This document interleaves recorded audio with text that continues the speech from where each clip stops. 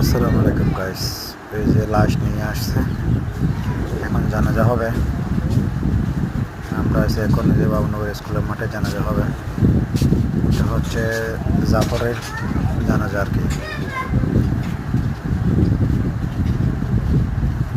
তো সবাইকে মৃত্যুর সাথে গ্রহণ করতে হবে।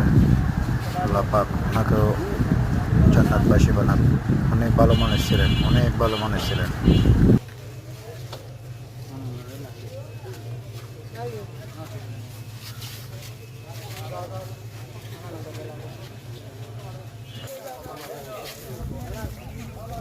মাহের হয়।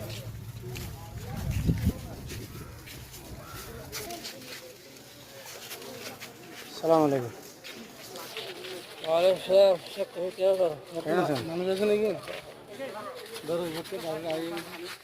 আরে বড় হুজুর,